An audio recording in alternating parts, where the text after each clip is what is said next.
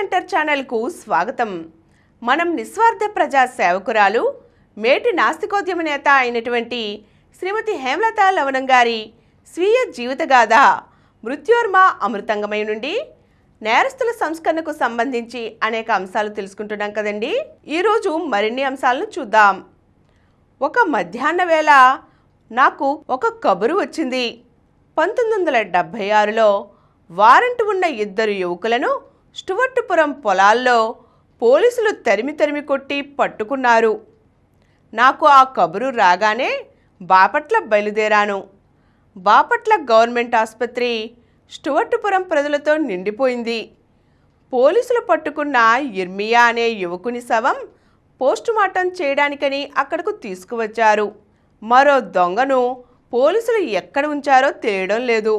నా రాకతో అటు ఇర్మియా తల్లిదండ్రులు, బంధువులు, ఇటు అంతు చిక్కని జయరావు గురించి వచ్చిన తల్లిదండ్రులు, బంధువులు ఏడుస్తూ ఆ ఉదయం జరిగిన పోలీసుల దాడి, ఇద్దరు నేరస్తుల కథ అంతా వివరంగా చెప్పారు. చనిపోయిన ఇర్మియా శవం మీద పంచనామా పోస్టుమార్టం జరిగేటప్పటికీ అర్ధరాత్రి దాటింది. శవాన్ని తల్లిదండ్రులకు అప్పగించారు. పోలీసు వ్యాన్లో శవాన్ని స్టువర్టుపురం పంపారు. నేను స్టువర్టుపురం వెళ్ళి రాత్రంతా ఆ కుటుంబాలను ఓదారుస్తూ తెల్లవారి అంత్యక్రియలు జరిగే వరకు అక్కడే ఉన్నాను. కకావికలమైన మనస్సులతో అలసి సొలసి ఇంటికి చేరాను. అప్పటికే 4 ఏళ్లుగా ఈ సంస్కరణ కార్యక్రమంలో మునిగి తేలిన నాకు ఈ సమస్యలు నేను పరిష్కరించగలనా అని ఆలోచన వచ్చేలా చేశాయి. ఈ నా అనుభవాలన్నీ మనసులో అల్లిబిల్లిగా తిరుగుతూ ఉండేవి. దొంగ జీవితం అనే సుడిగుండంలో పడి ఒడ్డుకు చేరలేక మునగలేక సమాజం అనే ఈ సుడిగుండం పైన కొట్టుమిట్టాడే ఈ దొంగల జీవితాలు నిత్యం నా మనసులో కదులుతూ ఉండేవి. ఇది నాది అని ఏ మనిషి ఒక స్థలానికి గిరిగీసి చుట్టూ కర్రలు పాతి కంచె కట్టి మొదటిగా ప్రకటించాడో, ఇతరులను నమ్మించాడో అతడే మొట్టమొదటిగా సభ్య సమాజాన్ని స్థాపించాడని చెప్పవచ్చు. కానీ ఈ మోసగాడిని నమ్మవద్దు. భూమి ఇచ్చే ఫలాలు మన అందరి ఉమ్మడి ఆస్తి అని విస్మరించవద్దు. ఈ భూమి ఏ ఒక్కరిదే కాదు అని ఏ ఒక్కడైనా ఆనాడే తన సోదర మానవులకు చెప్పి ఈ కంచెలు ఊడబెరికి గుంటలు పూడ్చి ఉంటే అతడు ఎన్ని నేరాల నుంచి, ఎన్ని హత్యల నుంచి, ఎన్ని ఘటనల నుంచి, ఎన్ని దురదృష్టాల నుంచి మానవ జాతిని రక్షించి ఉండేవాడో చెప్పలేమన్నారు రూసో.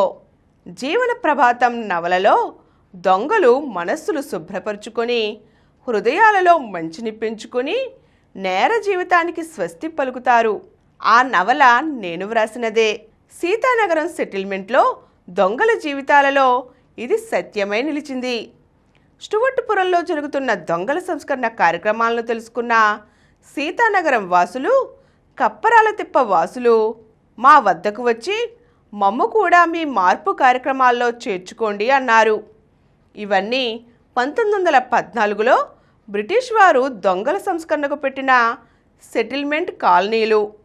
ఈ అన్ని సెటిల్మెంట్స్లోనూ సాల్వేషన్ ఆర్మీ అనే సంస్థ పనిచేస్తోంది.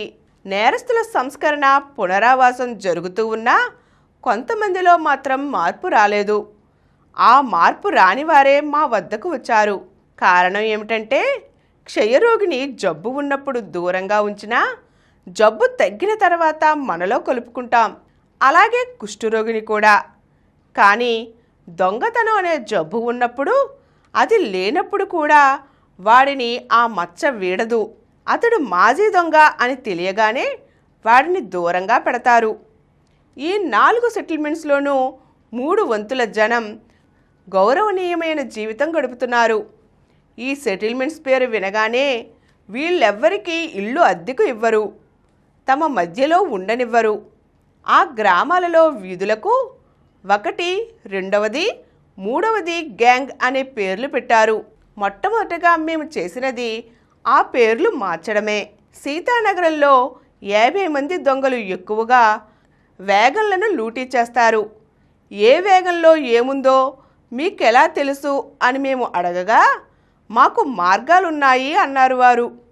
అయితే ప్రభుత్వ సహాయంతో వారి పునరావాసం కోసం మేము ప్రయత్నిస్తూ ఎన్నో కార్యక్రమాలు తీసుకువచ్చాం. వారు నేర విరమణ కమిటీగా ఏర్పడి తమను తాము దిద్దుకున్నారు. రైల్వే డిపార్ట్మెంట్లో పోలీసు, ఇతరత్ర శాఖలలో అనేక మందికి శిక్షలు పడని వారికి ఉద్యోగాలు వచ్చాయి. మార్పు వైపు ముందుకు నడిచిన అబ్బాయిలు ఈనాటికి వెనక్కు తిరగలేదు. అలాగే వ్యక్తులుగా దొంగతనాలు చేసిన వాళ్ళు కూడా మా ఆంధ్రదేశంలో ఈ సంస్కరణ కార్యక్రమాన్ని విని కులాల మతాల వాళ్ళు వచ్చి మా చేయూతతో సత్యమార్గం వైపు నడిచారు. ఈనాటికి వారి తరువాతి తరాల వారు ఉన్నతమైన స్థానాలలో ఉన్నారు. విజయవాడ పట్టణం పక్కనే ఉండడం చేత సీతానగరం వాసులకు వీలైన ఉపాధి దొరికింది. కొండ పక్కనే ఉండడం చేత వారికి క్వారీ పనులు దొరికేవి. కృష్ణానది ఒడ్డున 90 ఎకరాల భూమిని ఆనాడు బ్రిటిష్ వారు వీరి పునరావాసానికి ఇచ్చివేశారు. దాంతో కొందరు మంచి ఇల్లు కట్టుకొని జీవితంలో మొదటిసారిగా పూరి గుడిసెలో నుండి మిద్దెల్లోకి వచ్చారు. దొంగలుగా ఉన్న రోజులలో పోలీసుల రైఫిల్స్ నుండి తప్పించుకోవడానికి కొండ మీదకు వెళ్ళి పడుకునేవాళ్ళు. ఆ జీవితానికి నేటి జీవితానికి పోలికే లేదు. అది భయం, ఇది నిర్భయం. అది చీకటి, ఇది వెలుగు. అది పరుగు, ఇది నిలకడ. అది అసత్యం, ఇది సత్యం. ఈనాటి వారి జీవితాల్లో వినబడే రాగం ఇదే. సీతానగరంలో వచ్చిన మార్పు స్థిరంగా నిలిచిపోయింది. సీతానగరం స్టువర్ట్పురాలలో కూడా పిల్లలు కాలేజీ, విశ్వవిద్యాలయాల చదువుల్లో కూడా మంచి పురోగతి సాధించారు. ఈరోజు మనం నేరస్తుల సంస్కరణకు సంబంధించి స్టువర్ట్పురంలోనూ సీతానగరంలోనూ హేమలత లవణం గారు తీసుకువచ్చిన అభివృద్ధి కార్యక్రమాలు తెలుసుకున్నాం కదండి. మరిన్ని అంశాలతో మళ్ళీ కలుద్దాం. ఈ కార్యక్రమం మీకు ఎంతో నచ్చింది కదా.